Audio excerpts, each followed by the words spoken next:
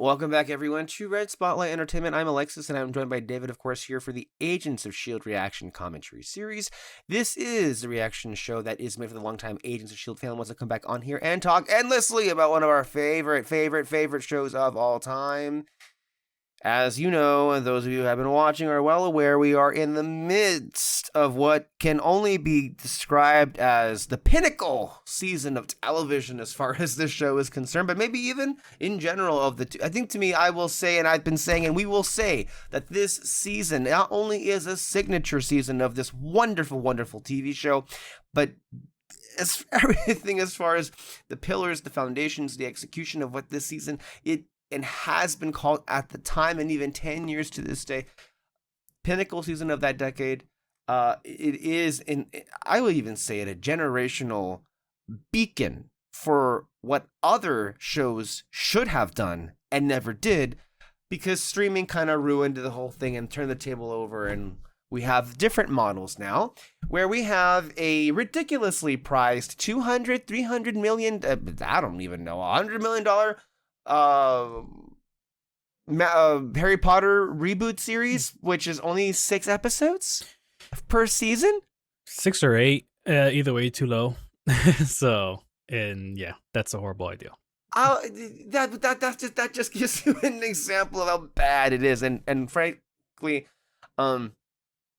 would be here all day if we would even get into all of that. But the point is, this show was so amazing that it produced a season of TV that a lot of people were saying, why isn't everybody else doing it like this? This is proof that you can make 22 episodes work if you divide it up and not just like make each own arc or pod feel distinct, but guess what? Writing 101. Make it coalesce and build up to something truly amazing. By the end of this season, we all felt like, oh my God, what was that? But even while we were watching it, we're like, man, they're really on one this season. Mm-hmm. And here we are, basically at the finale of the first pod of this season, which is the Ghost Rider arc.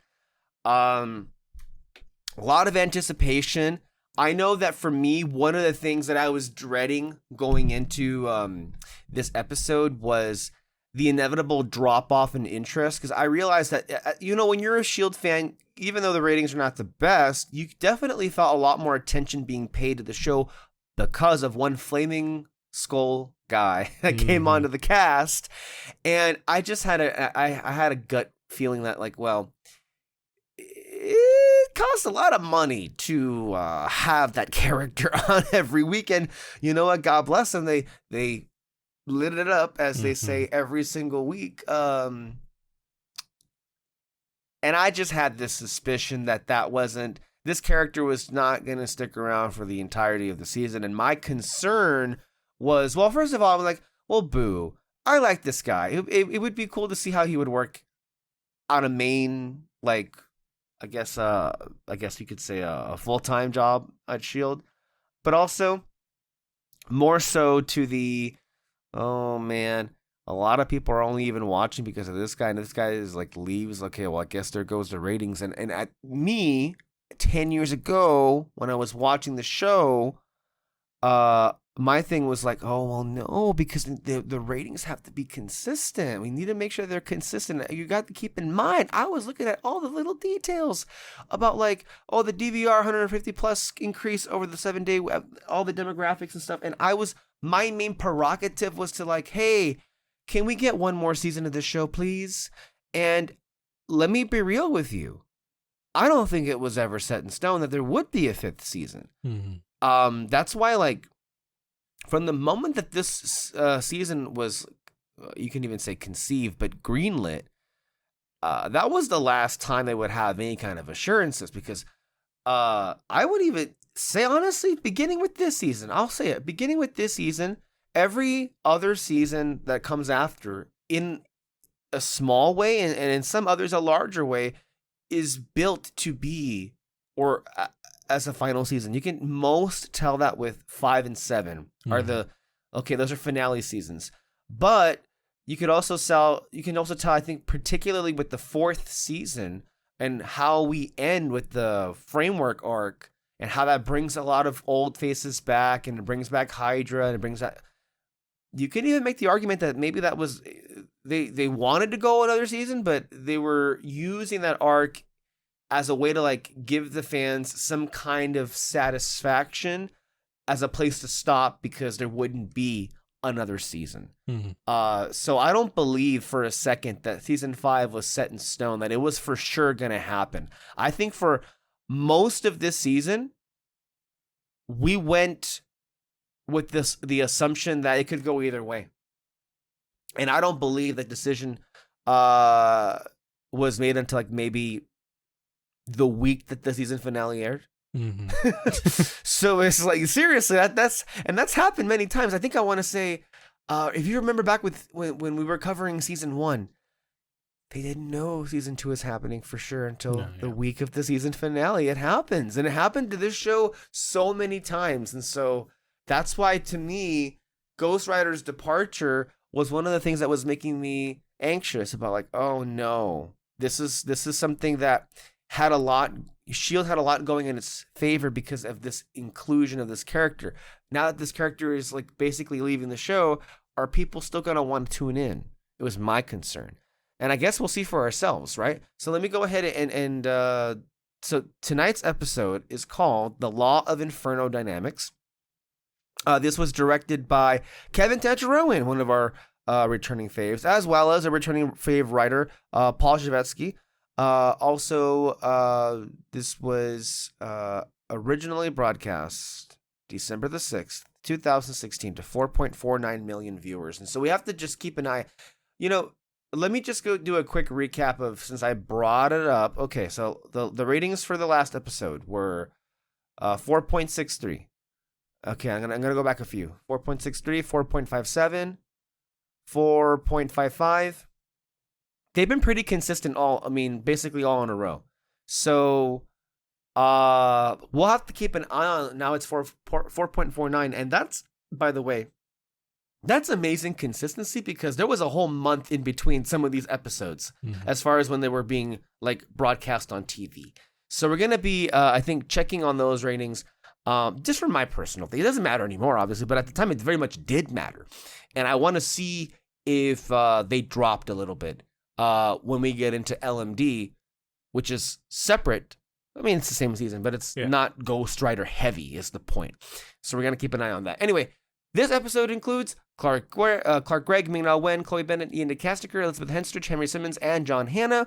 Returning, of course, as recurring guest stars, Gabriel Luna and Jose Zuniga, as Robbie Reyes and Eli Morrow, as well as Natalia Cordova-Buckley as Elena Yo-Yo Rodriguez, Mallory Jensen as Ada, and Jason O'Mara as Jeffrey Mace. Okay.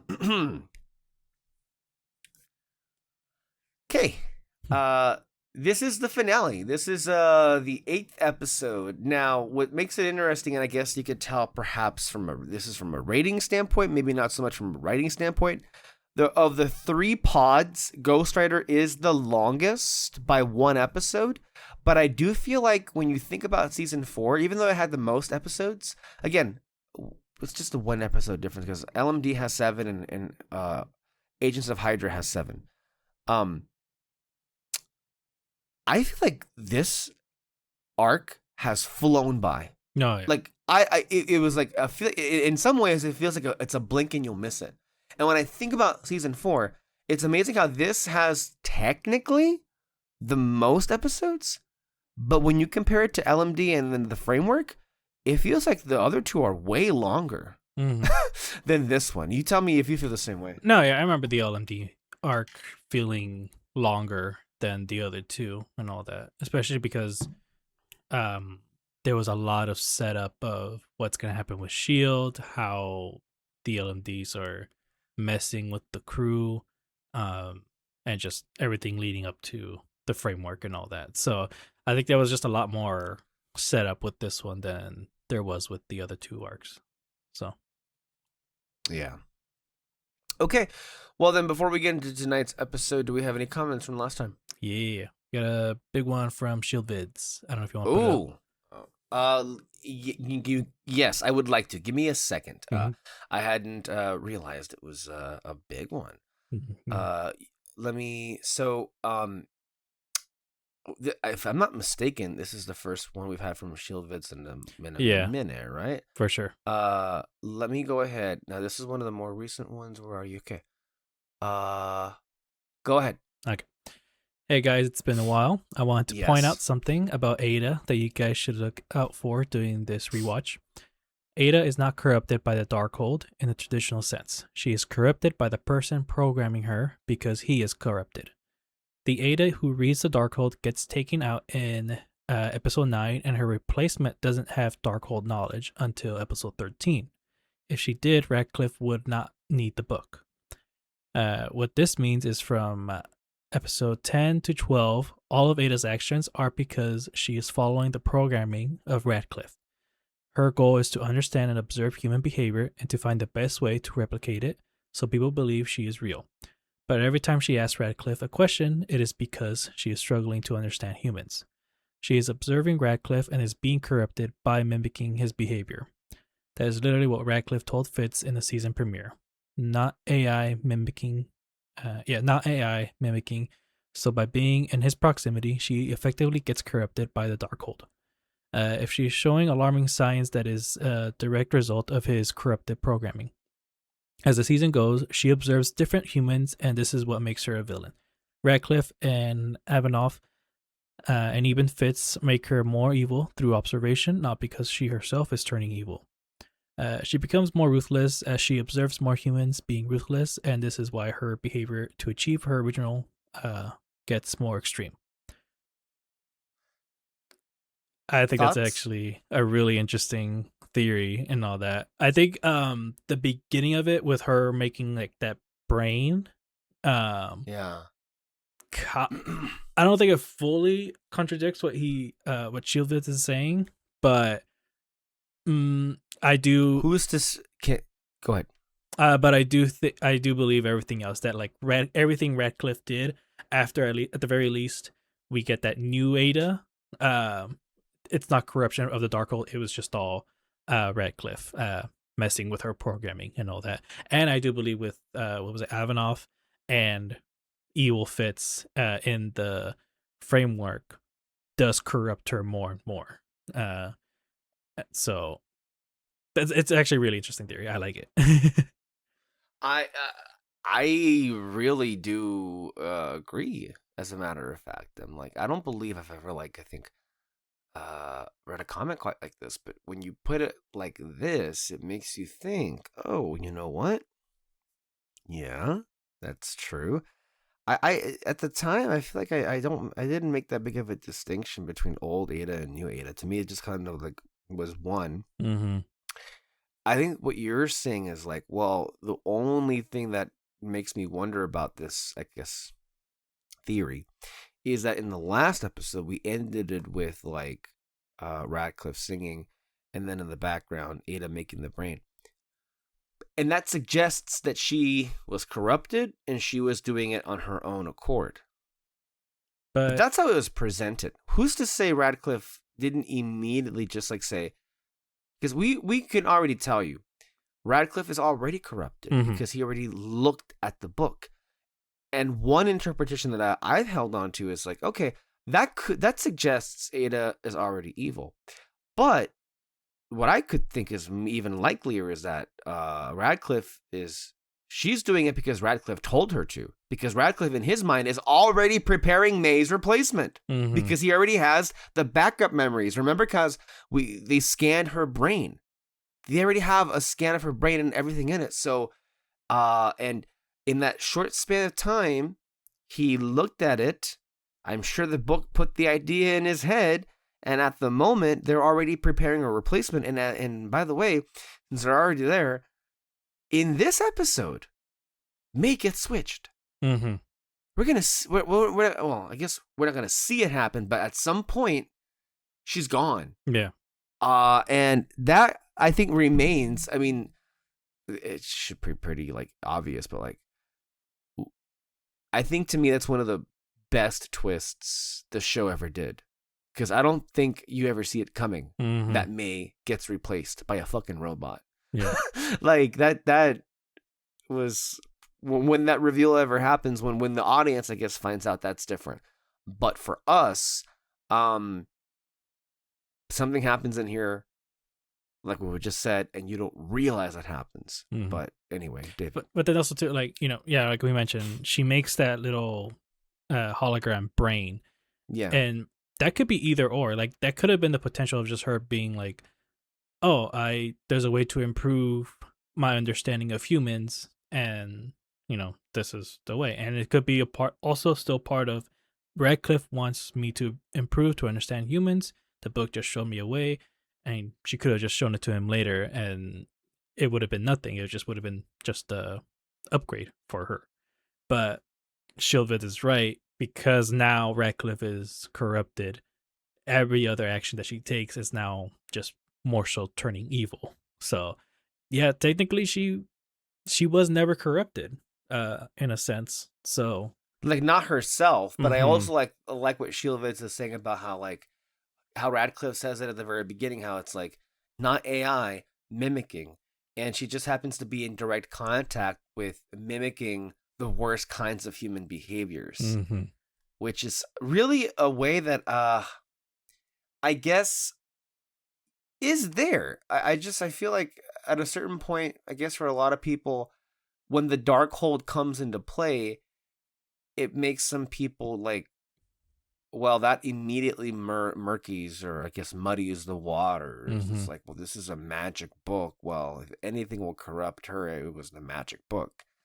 But no, not alone, not entirely. I feel like she only really begins to become obsessed with the book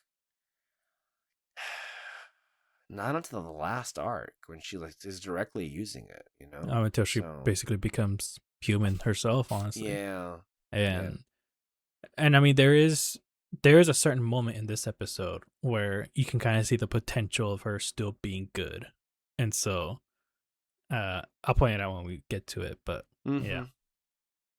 Yeah, that was also a thing too. It's like Shield does a good job of like throwing things in your face and like, hey, we could use these characters like this, and that would be enjoyable. But we're not. So enjoy it while you can. And I remember at the time just like, wow, I really liked the inclusion of Radcliffe and Ada.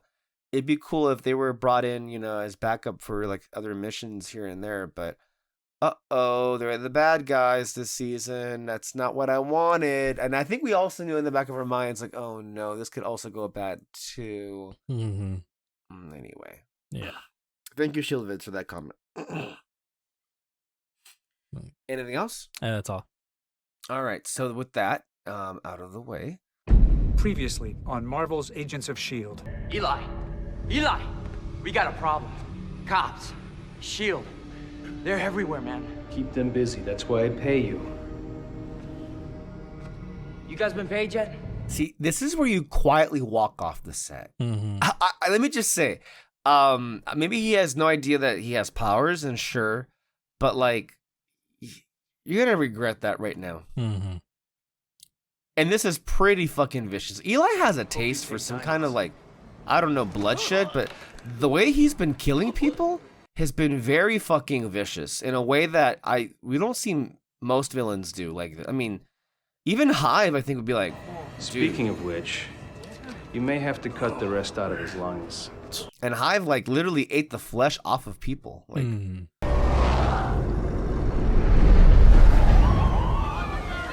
ooh, nice transition. Yeah. Director Mace, can you clear up some of the rumors about what's happening here right now? Of course, and thanks for taking my call. The situation is that This is actually really interesting because, like, I don't think in the entire history of the show we've ever had, like, the media be another obstacle in a mission like this. This is, again, one of the things of S.H.I.E.L.D. being public not working out. And that picture of me on the banner? Agreed. Not your best side. I'll schedule a reshoot for this week. Ada's an android. she's... What did you just say? An android. Had me fooled too. I mean, forget about the fact that I was mildly attracted to her. True. Oh, man. Was this Radcliffe's doing? Sir, we really don't have much time. The point is, A good director needs to know what assets he has at his disposal. And in this case, I think Ada could be an asset. A risky one, but it's your call. Did he need to know she was an android in that moment? Mm. I'm sure he would have questioned it to be like, you guys are putting all the cards on Ada. Like, what's making her so special and all that. And so it would have eventually led to it either way. I'm not complaining about it. Wait, But what was your question about?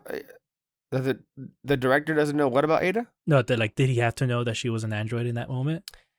And so He didn't have to, but I think no, yeah. you're Bear? More like feeding the bear. I'm hoping if I give him something, maybe he'll give me something. there. It is. Okay, yeah. Didn't think you'd get stuck on a milk run to Radcliffe's. We're gonna miss you in the field. I'll catch up. Can't let you have all the fun. This is the last time we see these two speak until maybe episode 20 Jesus. of the season. Yeah, I think that's it. I mean, the actual May and the actual Coulson speak to each other. The guy you answer to is a lot more unforgiving. Yeah, well, you know a little something about that now, don't you? Well, hopefully when all this is over, he won't be anybody's boss anymore. Amen to that, brother. I like that. Quick change with Mac with him. Yeah, Works. a big change. We can't create something out of nothing. First law of thermodynamics. Exactly. Even in the realm of quantum vacuum fluctuations, there are still laws. So how is he doing it? Maybe it's magic. I do not like magic.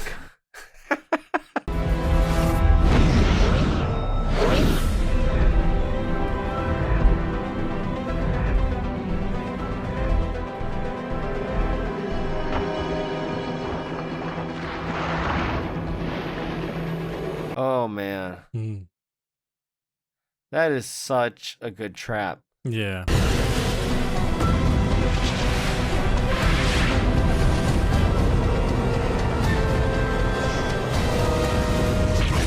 Yeah, I think right there they were showing like every step she was taking, there was still some more water, or could have just been like the force of her steps. I don't know.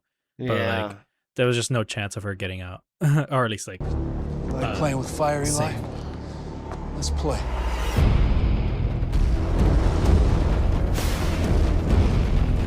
he just goes in there like it's nothing. It's like, okay, Oh, well, yeah. I can do fire. I realize how this must look. Genius scientist with a questionable past, forgetting to ask for the proper clearances, etc., etc. But I assure you, all of my data is yours. I'm an open book. See, all this kind of makes you feel like, okay, well, it looks like Radcliffe has his head to him. It's like, okay. But ultimately, we know what's actually happening here. At this point, May's been switched, or in the process of being switched. And then Radcliffe's coming here to kind of like smooth things over. And it's like, okay, cat's out of the bag and everything, but... Just trying to help you out. Why are you being so cold? I'm not being cold. I just got hit by a giant fireball. I lost my favorite jacket, and you're treating me like a niña. Interesting his choice of words when he said to Mace, I'm an open book. yeah, A little bit of a book on your mind? yeah, like on rewatch, it does feel like he's really being specific about his words and everything. Huh? Like, or I don't know if I'm just like overthinking it or something. No, I feel like that was not there accidentally. But,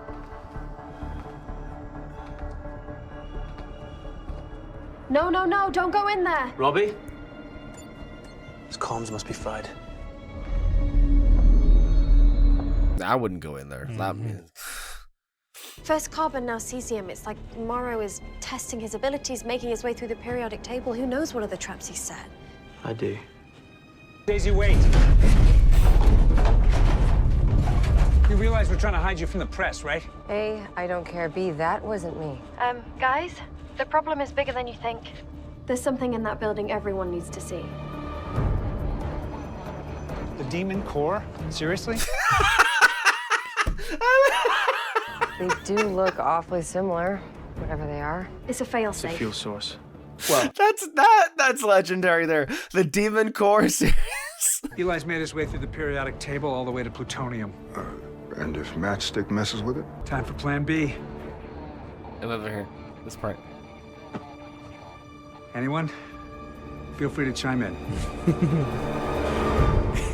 no, that's really cool. First of all, the fact that what was it, Demon Core I mean, I don't know how true it is, but like that it wasn't just something that they made up on the spot. It's like an actual thing and just works so well for the theme of this arc and all that. Yeah. I love it.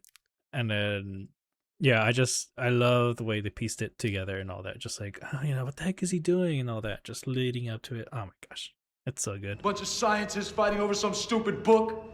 All the killing. The bodies. The lives destroyed. I never meant for any of this to happen, Robbie. I never wanted to hurt you. We trusted you, Theo. You had us. You had a good job. Good job. Those güeros at Momentum thought they were doing me a favor. They looked at me like they were better, like they were smarter.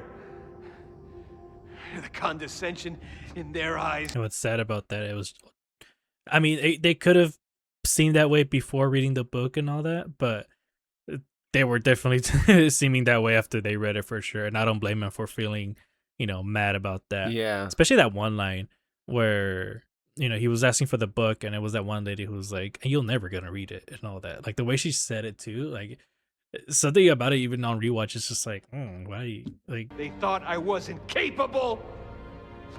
Shut me out. Well, guess what? Guess what I'm capable of now? I can create a city out of nothing. Or I can cover it in volcanic rock. It kind of just seems like, as you were saying, like after they were corrupted and how more dismissive they were being of him, that just kind of made Eli snap. Mm-hmm. Because without even reading the book, like he beat the hell out of like Joe. He hired a hit crew to kill them, which then inadvertently, basically crippled his his nephew. And it's just like, yeah. Remember, I gave you a chance to leave. He snapped. Yeah. After, like, I guess, a life of just being relegated and being pushed to the side and not being, I guess, acknowledged, which can happen a lot of the times.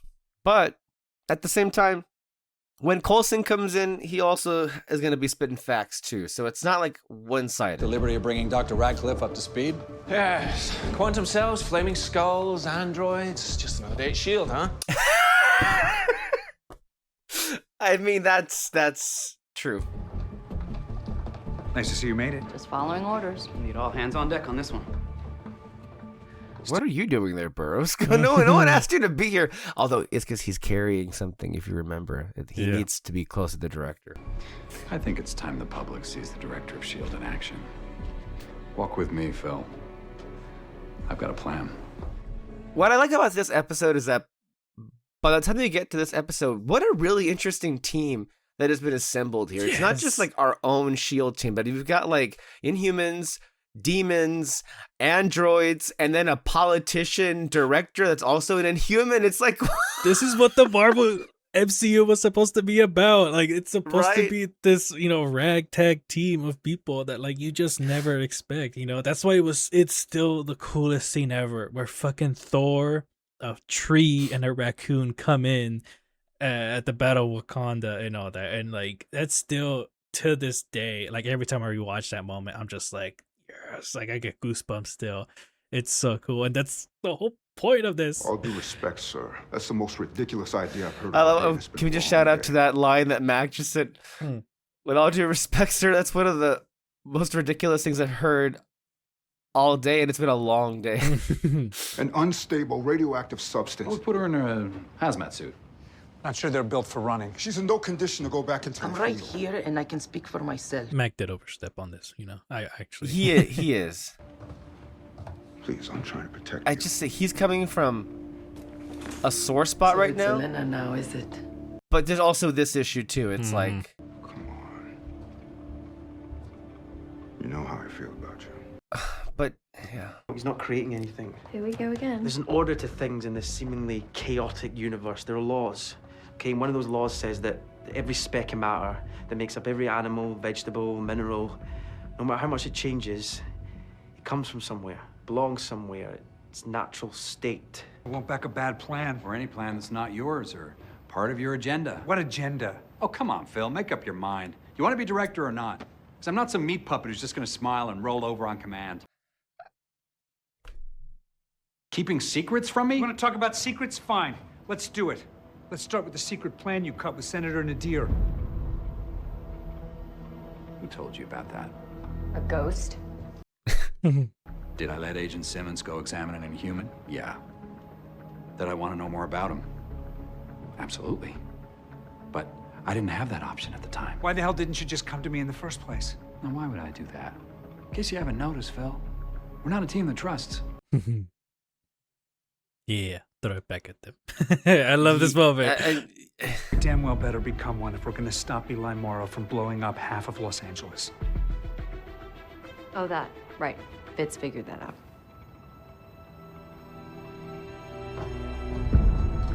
She just walks away. Yeah, come on. We gotta go to the other set for the people, you know.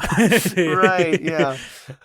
Great moment there, because it also just feel like that's the culmination of this entire season, this whole arc thus far. It's like, this is a team that has been so disorganized and so, well, you can say undermined, separated, but now we finally feel like we're making some progress where we're kind of like saying, yeah, we've not been straight with each other the entire time. Maybe if we stop doing that, we might get somewhere. Yeah.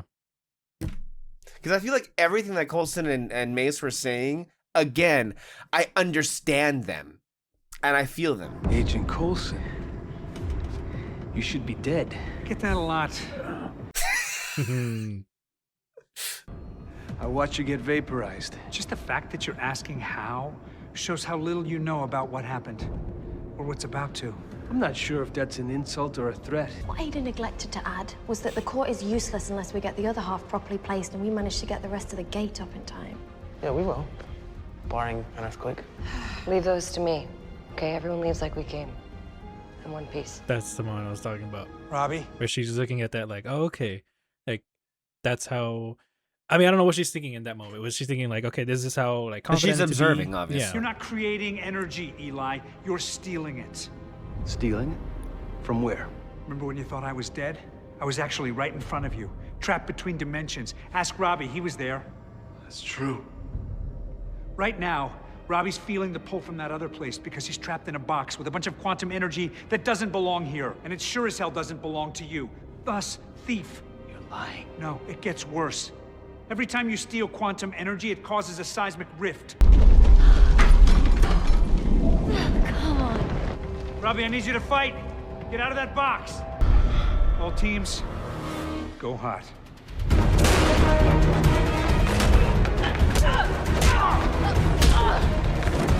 Oh, I thought he was pointing. I'm so dumb. Whoa. Here's the... Oh, okay. For a second, I'm like, oh shoot, did it Yeah. not load?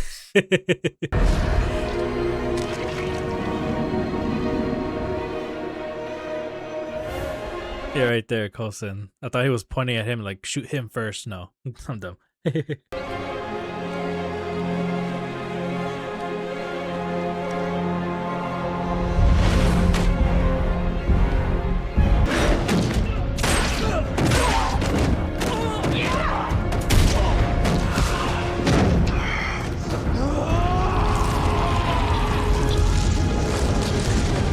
Damn, man.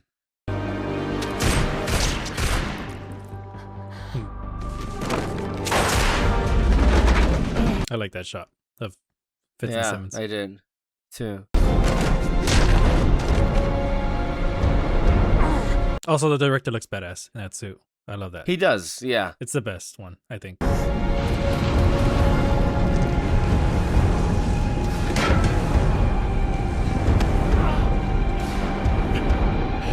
There's the Ghost Rider theme playing. Yeah, he's good. He's more than happy to just go down and... The synthetic blood is mostly for appearances. But you're in pain, I don't understand. Dr. Radcliffe programmed me to be a decoy. I need to exhibit the proper response to human sensations. And I was programmed to feel them. Including pain. Yes. It's quite awful. I'm so sorry, Ada. It does suck. I would just like, can we just switch that off? I know, right? Just like, Like, okay, just hold like- on. Let me switch you off. You'll be good. She doesn't have to suffer like that. It's like, I mean... Mm-hmm. And then we have this. Oh, that's cool. Yeah.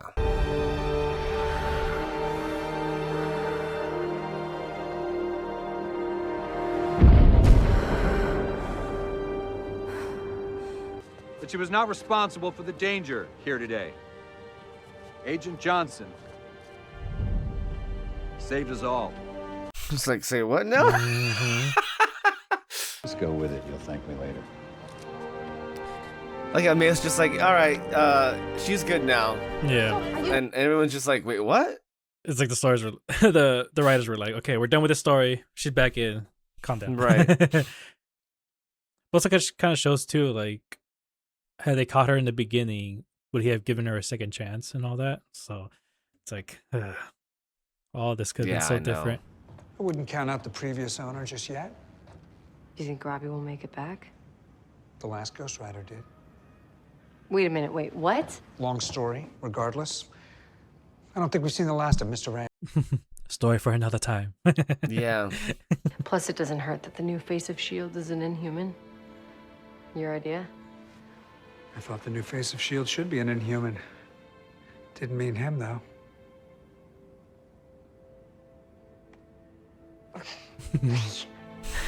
Yeah, right. Maybe in the comic book version. Which apparently is true. Mm-hmm. Like, she is director of S.H.I.E.L.D. in the comics. Yeah. I can't figure you out, Turtleman. We flirt, we talk on the phone, we go to dinner, and then nothing. For weeks. And now you say you're worried about me, you want to protect me. Well, that's all she wanted, man. It took you a minute there, but she did keep saying it's like, well, are we gonna do this or not? Mm-hmm. Your official lanyard. It's just a shame Agent Koenig couldn't be here. Level blue. Thrilling, isn't it? What does that mean? We have no idea. No one knows. No, sir. Don't let me keep you from the festivities. I should be done shortly. It's a team that triumphs. Yes, Director. Do we actually see here about May? No. Or okay, no. Okay, I was like, I was wondering. It's like we don't actually find out here, do we? I think it's for sure. Or oh no, wait, we do. Oh, we do. Okay, yeah. Once we crack that bottle, it's open. No going back. Fine by me. There's nothing I'd rather be doing. Okay, I thought this scene was in the next episode, but yeah, I got confused. I'm right where I belong. And the start of another crazy story. Yeah, that was like an amazing transition to what's to already without even wasting a breath. It's like, all right, here we are. This is what the next arc is going to be about. Let me go ahead and get to some instant reactions here from Reddit. Jesus, fuck Ada. Why can't any robot not go power crazy? So Maybot is in. Wonder how long that will take to get resolved. Okay. The shot of Fitzsimmons shooting together after Ada went down was so Pulp Fiction, channeling their inner fury. Amazing. My theory, May's brain didn't survive the revival, and while LMD May is active, Ada is rebuilding May's brain. That would have been a nice theory, but that's not what happened here. Jeffrey Mace officially became a Patriot tonight. I'm so fucking happy. Mace is bringing back the age of the S.H.I.E.L.D. logo being on everything. That is pretty funny. Doesn't anyone remember Ultron? Guys, this just happened like a year ago. Yeah. Wow, another May doppelganger. I hope this scene's May versus May tops the one from Agent 33. Damn, that's true. That did happen, huh? But this is a different twist to it. The more May, the merrier. All right, we're at the winter finale, and I seriously feel like there were no underwhelming episodes since season 4 started. Gabriel Luna is a definite highlight, and S.H.I.E.L.D. has been knocking it out of the park. Yeah, agree. Mm-hmm. Agree. Oh my god, Age of Ada fucking confirmed. Oh boy, I think that's the spin of Age of Ultron. Yeah, Age of Ultron, Age of Ada. Let's see. The new time slide has been working wonders for this show. The dude vomiting up diamonds is great. Here's some quotes, or I guess, let's see.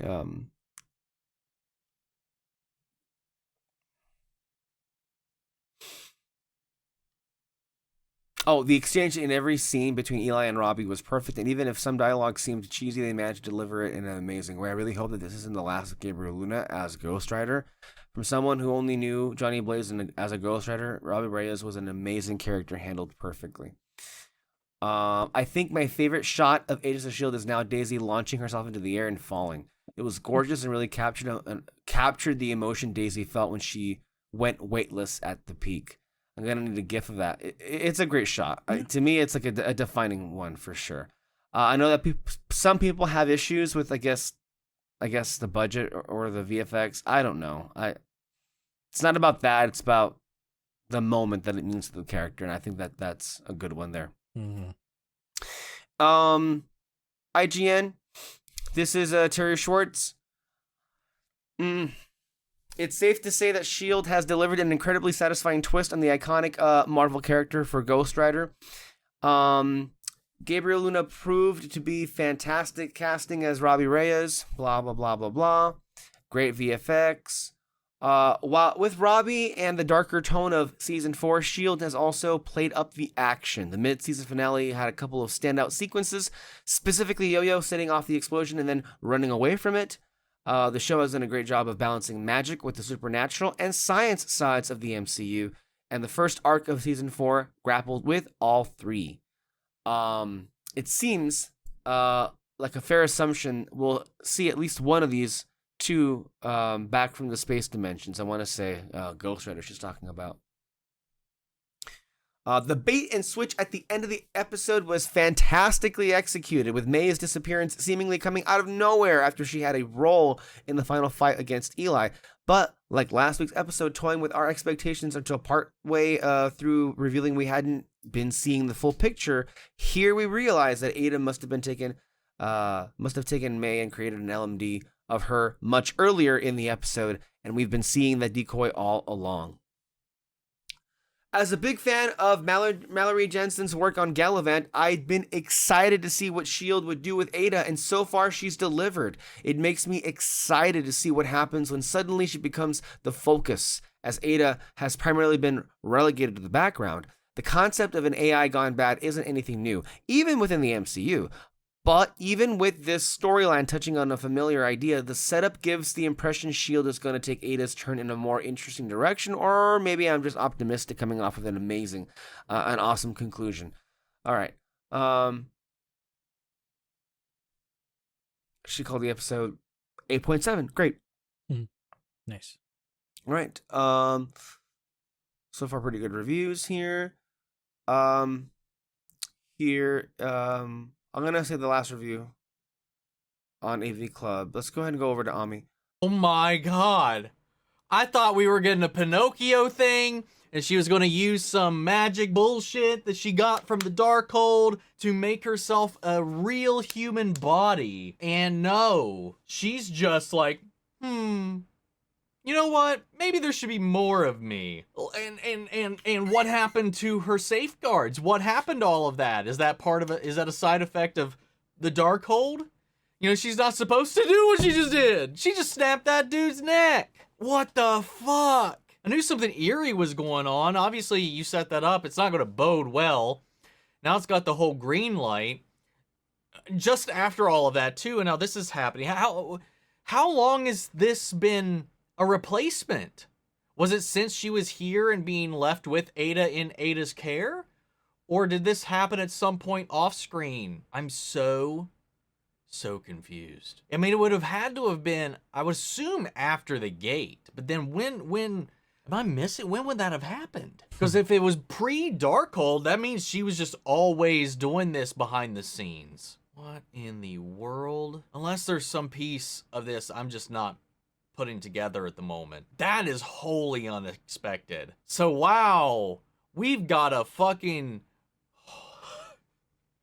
oh no. Wow. Man, I'm not gonna lie, this is already starting off better than Secret Invasion. God damn.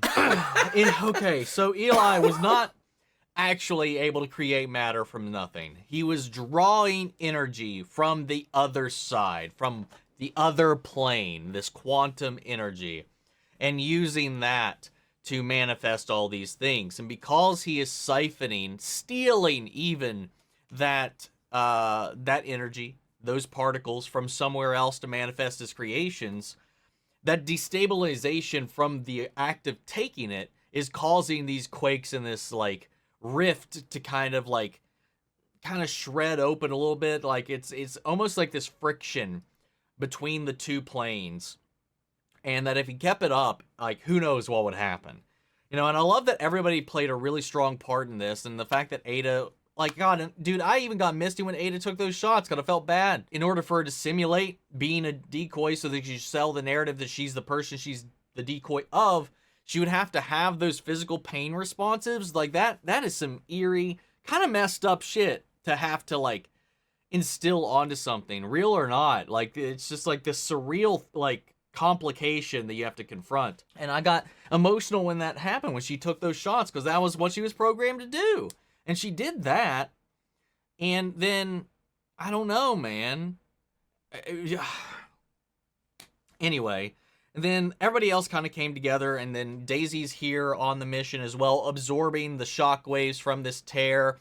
Fucking Mace, suited up. He's got his own little superhero suit as well with the Agents of S.H.I.E.L.D. logo. Participated in all of this, you know, because everything just came out on the table here. His deal with the deer, and then they were just out of this. And he started to just fall apart. He's like, damn, he was like, we're not a team.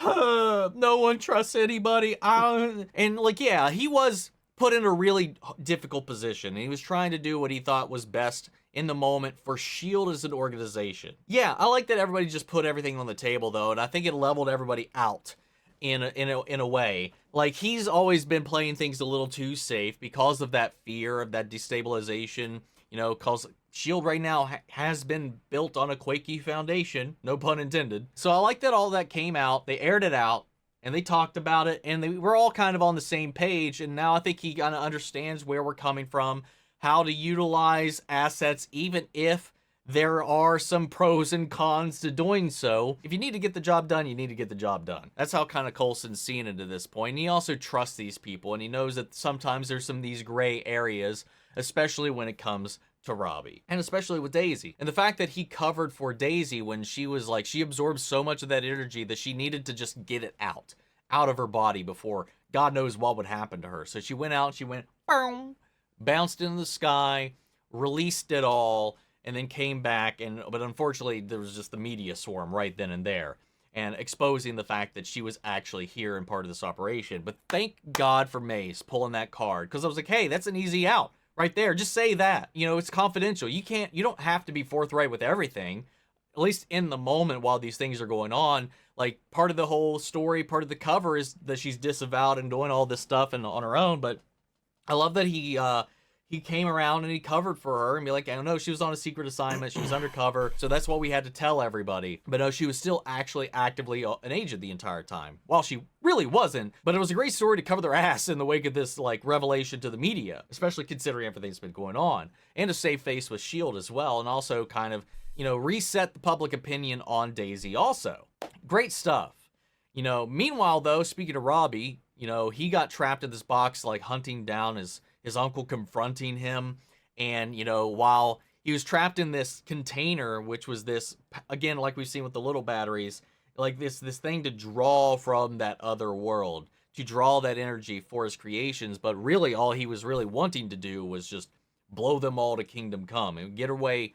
Like, he was trying to just get rid of everybody that was a thorn in his side so that he can be left unchallenged. You know, he wanted these people, these hired goons, to help him take out S.H.I.E.L.D., but then he was like, we just at least need to lure him here, and he was just going to detonate this place. I guess that was the plan in and of itself while he's still testing the waters. But I understand where he's coming from, especially coming from his neighborhood, coming from his background. On top of that, just the overall, like, systemic kind of racism that is built into a lot of these institutions, you know? Like, he had to prove so much more than anybody else would have, and that he earned his PhD, that he wasn't cheating, that he wasn't whatever, whether or not he had like a colorful past or whatever. You know, some people do, man. Not everybody has the privilege of starting in the same place or a well-off place as other people.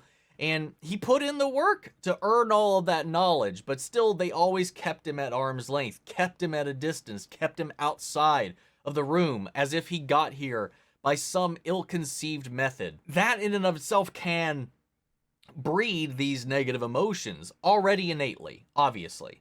And it's all of that the Darkhold preyed upon once he finally got in there. He's like, they felt like I wasn't good enough or worthy enough to access this knowledge. And then he did, and then then all of that ego, all of that anger, all of those negative emotions that were fostered and watered by the way that he was treated his entire life, blossomed into what we saw here today, and he wasn't really able to see that. Even when Coulson was like talking to him and trying to reason with him, he was taking everything as a personal challenge to his intellect, to his ability, to his knowledge, and that's not what was happening. But this whole thing, these emotions, this revelation, this new information that he took in, let it get to his head, and he got a little blind to everything. Even so much so he's attacking his nephew, all this other stuff, and then it just resulted in Robbie having to forego the whole plan and just take him down with him.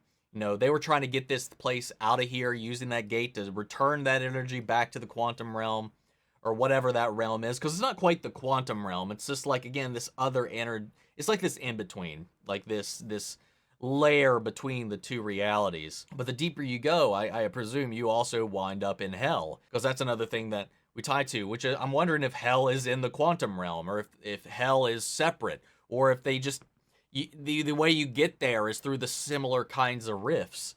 I got a lot of questions about that, because again, like speaking of rifts, when Coulson was being dragged down, there was that shardic kind of like Doctor Strangey mirror verse, and like, hell, even like when they breach through those planes, when the ships like punch through those wormholes and stuff to travel through space at great distances we've seen before, has like this kind of mirror aesthetic to it, and that's kind of what we saw there. So maybe it's a little bit of all of that, this prismatic kind of thing, though it was like black, like this abyss. Maybe all of that is a vehicle towards getting to all of these different planes of existences.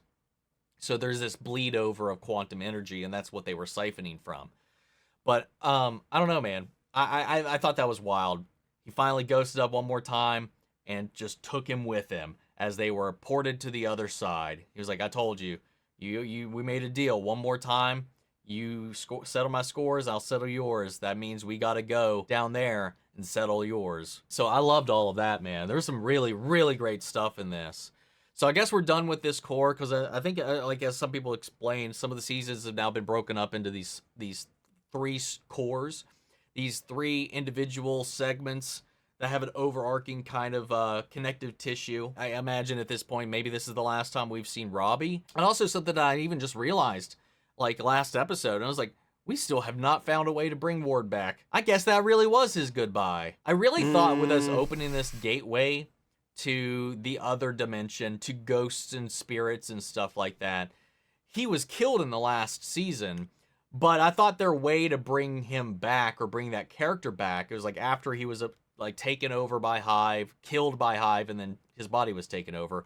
Once that was all laid to rest, so his soul and body are both dead, he may be on the other side. So if we had the Ghost Rider, we had all these other supernatural elements, and we had these ghosts, that maybe he would reappear as a specter, or maybe even find some way via the Darkhold to come back and return to life. But no, still no Ward. I'm really shocked that we haven't brought him back in some way, shape, or form at the moment. All right. Overall, yeah, a really interesting conversation there about with Eli, and I think how looking at it now, it's like, oh, okay, I understand more so what they were doing there with them.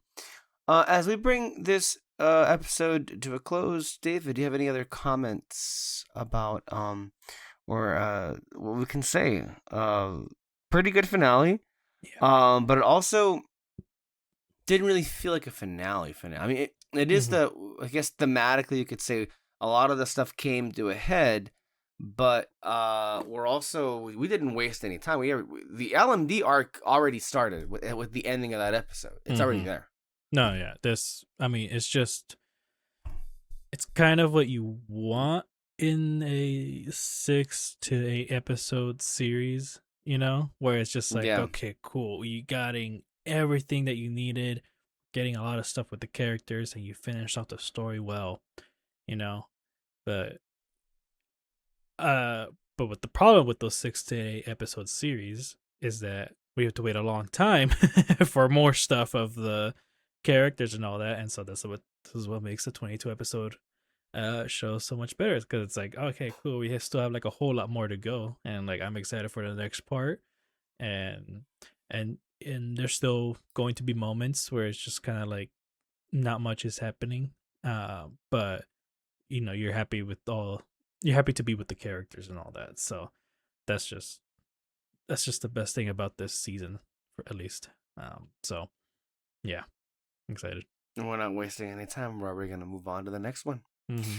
Well, without any further ado, thank you everybody for watching and listening. If you have any comments that you want to share with us about what we have said or on this episode or any episode, please leave them in the comment down below.